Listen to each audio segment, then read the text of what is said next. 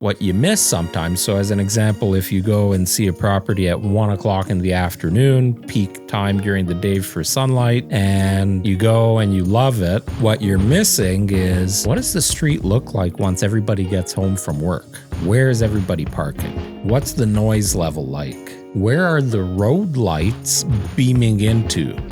Welcome back to the Real Estate Podcast. You're not just buying the house, you're also buying the neighbors. That's one of the tips we're talking about today, straight out of our new KT Buyers Playbook. We hope you enjoy this one. Welcome to the Real Estate Podcast, your go-to source for raw, unfiltered stories and expert tips. Whether you're a buyer, seller, tenant, landlord, or realtor, join us as we dive into the world of real estate. Welcome back to the Real Estate Podcast. You're looking very mysterious today with your helmet. Your helmet. My helmet. You My should wear a KT helmet. You should wear a helmet while you walk around. Thanks. Yeah. How you doing today, neighbor? I'm good, thanks. I'm good. I don't. It looks like you're expecting me to respond in a particular way. Well, I said neighbor because not only are you my neighbor. Oh yeah, I guess not everybody knows. We have talked about it.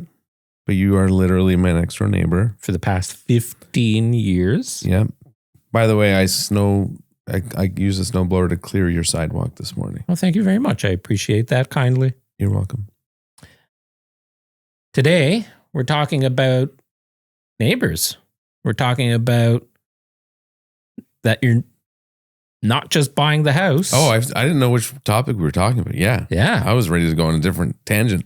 No. All right. No. Yeah, so we're giving some uncommon tips to home buyers of things you need to look out for, and you don't want to find out the hard way after. Can I say something funny? Yeah, go for it. Well, funny to me. I don't know if it's funny to anybody listening. I threw our topics and some of the ideas into ChatGPT, and one of the punchy hooks that it provided me, it says, and I'll read it verbatim, the biggest mistake buyers make, they buy the couch and the countertops and they forget they're actually buying the neighbors. The next one says, lots of people only realize they picked the wrong house the first time a neighbor's dog starts barking at midnight every night. And I said I had a Seinfeld reference. I know you're not a big Seinfeld guy. No, like everybody I know always has references to Seinfeld, and I couldn't throw out one. It's so ironic that last night I was watching some old Seinfeld clips, and one of them happened to be when Elaine moved into a new apartment, and this dog across the street would start barking at night and bark all night. And then Kramer comes into Jerry's apartment. They were talking and he's like, oh, I got somebody that can take care of that. And Jerry says, you going to rub out the dog?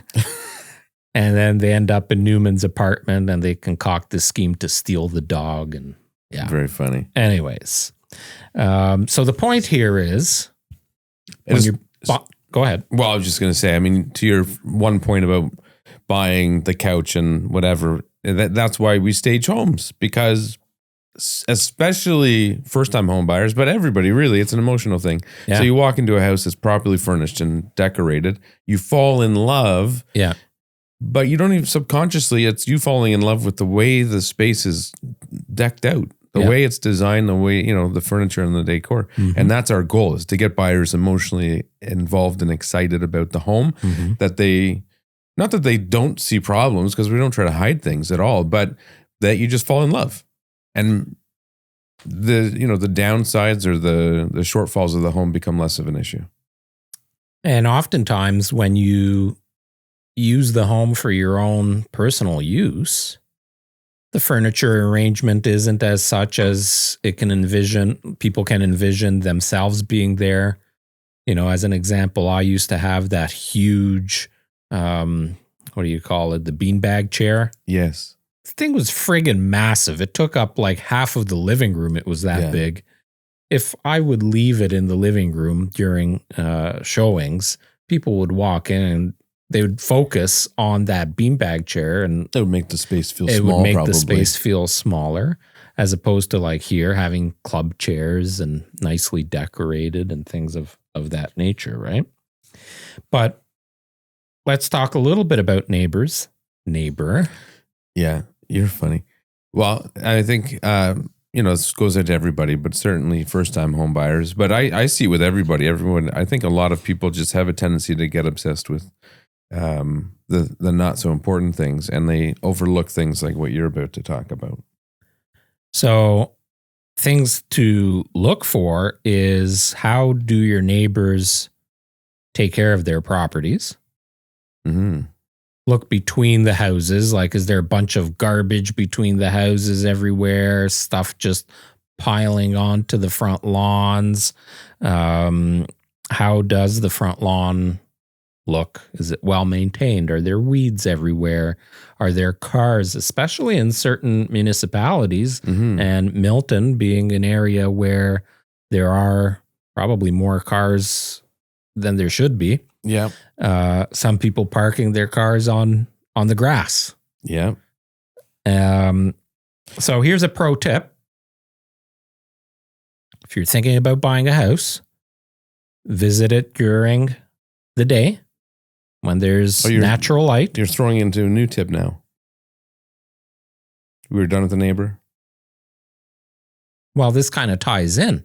I guess so. I was just going to say, as it relates to the neighbor, when you're upstairs, assuming it's a 2-story home, in a traditional suburb, from the second level, look out the backyard windows. Oh yeah, that's a big one. And look into the neighbor's backyard. Yeah. Because there's many a times where I've seen the backyard just, 3 feet of weeds, which is usually it could be an indication of many things. I mean, obviously it's been neglected, and that could pose problems for you too. But it might be an indication of the type of person that lives there. Maybe they'll be problematic. Maybe they're not very cooperative. Whatever. Well, the nice thing is, if you're in a subdivision and you're on the second floor, usually you'll be looking out like the primary bedroom window. Yeah. It's normally the largest window on the second floor. At the back of the house. At the back of the house. And typically, in a subdivision, you'll be able to see both of the neighbors on either side of you, and then at least 3-4 neighbors behind you. So it gives you an indication of, is this a neighborhood where things are nicely maintained? Sometimes there is that outlier, right? That one person or that one house, maybe it's a tenanted home, or maybe they're snowbirds and they're not there, or whatever, right? But it does give you a general idea. My one huge tip when you do that is to pay attention to the overall wear and tear of those homes, because it's likely they were built at the same time by the same builder. What is the condition of those roofs? Yeah. Yeah. Do you see some of them being replaced nearby? Right. Yeah. So can you observe anything that might give an indication to just the overall wear and tear on the homes in the area? I wonder if there's there's probably a correlation between how finished the backyard is. Like, does it have a patio and furniture and a hot tub or a pool? Might indicate how social the neighborhood is. That's a great point too, as to what's the quality of owners in the area, right? Like, you see some streets where they're doing some nice hardscaping and landscaping in the front and in the back. And if you go and walk around and you see, oh yeah, all of these houses, or most of them, have spent money on upgrading their light fixtures on the outside, getting new garage doors, keeping the exterior. They have their driveway resealed often. You can tell the pride of ownership. And it is a little bit keeping up with the Joneses, because you don't want to be the one that, everybody else is getting their driveway sealed and it looks nice. I'm not going to be the only one that doesn't do it. If I say, to be a good neighbor, all you have to do is try to keep your grass in decent condition. Yeah. You don't have to do hardscaping, landscaping. Just maintain it. Make it look neat and nice, and you're good. Yeah, don't have garbage everywhere. Yeah. Pull your weeds.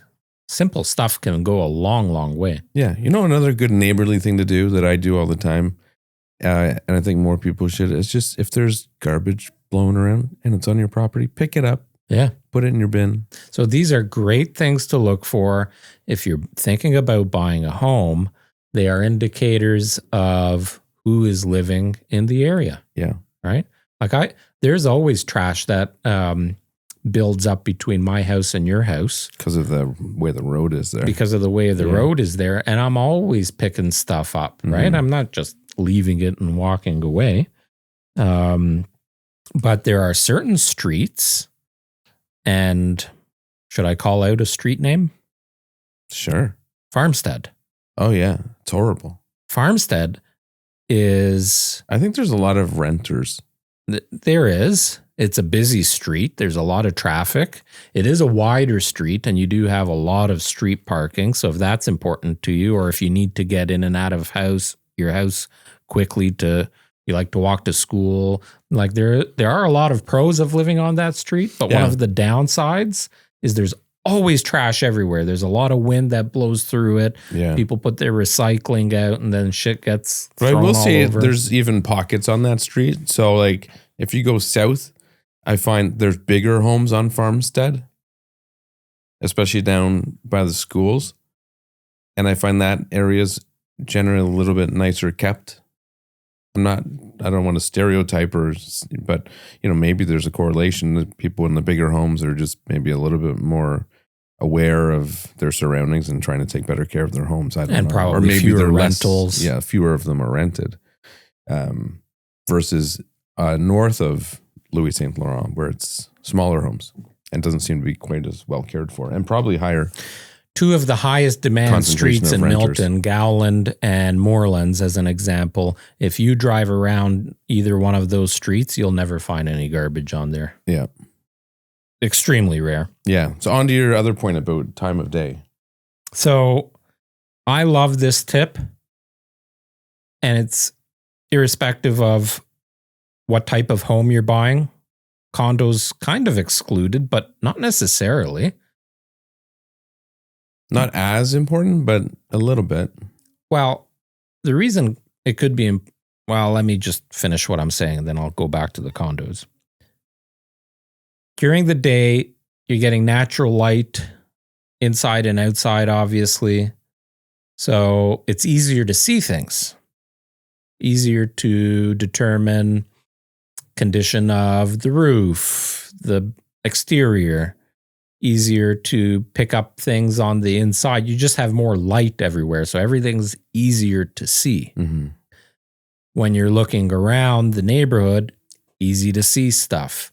But what you miss sometimes, so as an example, if you go and see a property at 1 o'clock in the afternoon, peak time during the day for sunlight, and you go and you love it, what you're missing is, what does the street look like once everybody gets home from work? Where is everybody parking? What's the noise level like? Where are the road lights beaming into? Right? Like there are some homes, even in our neighborhood, that back onto plazas. Yeah, or sports fields. That's a great example, especially if you back onto a baseball diamond. You're not going to know what it looks like at night, but in the summertime, can be playing baseball at 10 o'clock, 11 o'clock at night. I don't know what time they shut it down. Depends on the field, I suppose. But I often see games going late at night, right? In the peak of the summer, gets dark at around 9 o'clock. Boom, the lights go on. They're on for at least an hour or two. If your child's bedroom backs onto that, well, that could play a factor, even your own bedroom or even your bathroom or whatever. Yeah. So going at night, you observe different things, and it just gives you a different perspective. Yeah. And it might be hard to schedule a showing in the peak of the summer when the At days night? are really long. Well, then drive by. Drive by. Yeah, you don't need a showing to drive by and check out the area. Drive by. But in this time of year, in the winter, when it gets dark at 4 or 5 o'clock, 6 o'clock, you know, a lot of people are they're only seeing houses in the dark. Right. So it's important to take some time off of work or schedule something on a weekend to do a second visit. Or maybe even at a minimum, schedule like a home inspection as a second opportunity. Definitely do that during the daytime hours so you can get a better You idea. took the words out of my mouth, because if you only see it at night, you need to see it in natural daylight as much as you can. Yeah. So some of these tips, I just want to throw it in there. Some of these tips are coming from our KT Buyer Playbook, which I won't talk too much about it. It will be available soon.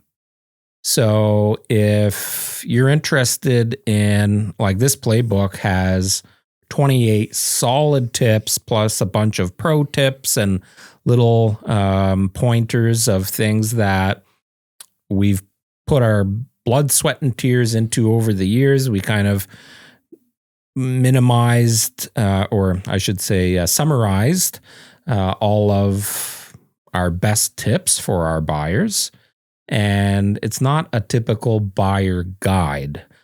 You know, a lot of these buyer guides, especially a lot of them that agents have on their websites or brokerages have on their websites, those are pre-packaged, pre-bundled things from other companies that it's like cut and paste stuff.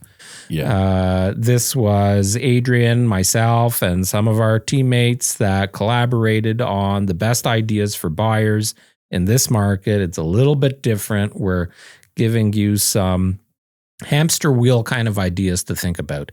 It's a free download, or will be available shortly. So if you're interested in getting first glimpse at the playbook, leave a comment. We'll make sure you get a copy. Well, and once it's available, we'll update the description or the message or add a comment with a link to it. Yeah, so scroll down in the description below. If you see a link there, click on it, because it means you're watching or listening to this a little bit and later. while you're scrolling down there, hit the subscribe button, or at a minimum, the like button. Just help us out, show us some love. Anything else you want to talk about in terms of buying the neighborhood? No, that's it, I think. I mean, maybe what we'll do is we'll link to the podcast we did on the neighborhood, buying the neighborhood. Mm-hmm. We did a podcast on buying the neighborhood, not just buying a home. Yeah. And I think it goes into this kind of to a greater degree, where you really do need to know where you're moving, not just what you're getting. Yeah. And, you know, to summarize this whole concept, take a little step back, right? There's no urgency in the current market. Mm-hmm. Take a little step back, make sure you're observing, make sure you're taking your time, making the right decision, do the due diligence, think about things that people aren't even telling you. This playbook, again, will come in super handy. But yeah, thanks for listening. Thanks for watching. We'll see you next week. See ya. Hey, if you like this episode, there's a link below to episode 364. You're not just buying the house, you're also buying the neighborhood. You'll want to watch that one. Thanks for listening. Thanks for watching. We appreciate the love. Go ahead and subscribe. Give us a like. Leave us a comment. We'll see you next week.